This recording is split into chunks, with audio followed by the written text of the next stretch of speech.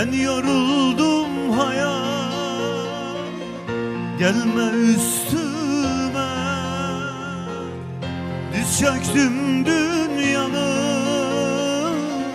namert yüzüne. Bu yüzden gönlümden giden gidene,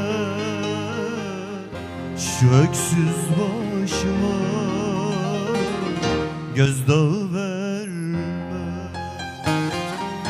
Bu yüzden ömrümden giden gidene, şu öksüz başıma gözdağı verme.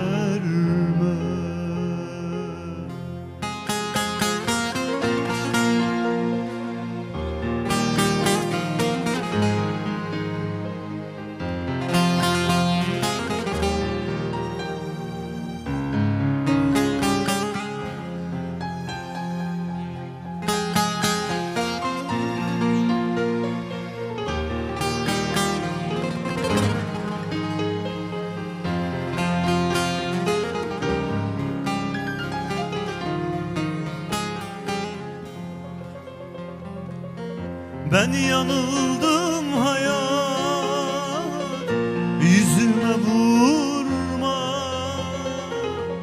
Dilersen infazet, kar etmez gönlüme.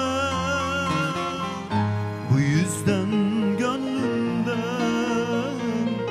giden gidene,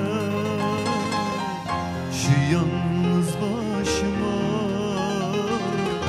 gözdağı verme. Bu yüzden ömrümden giden gidene, şu yalnız başıma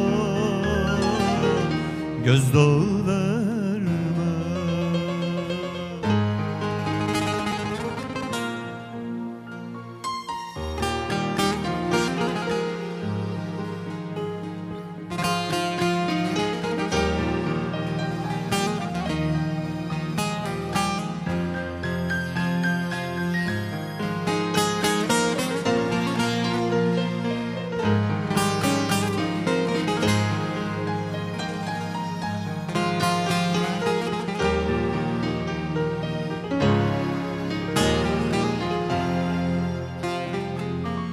Ben pişmanım hayat, yüzüme vurma. Dilersen infaz et, kar etmez dilime.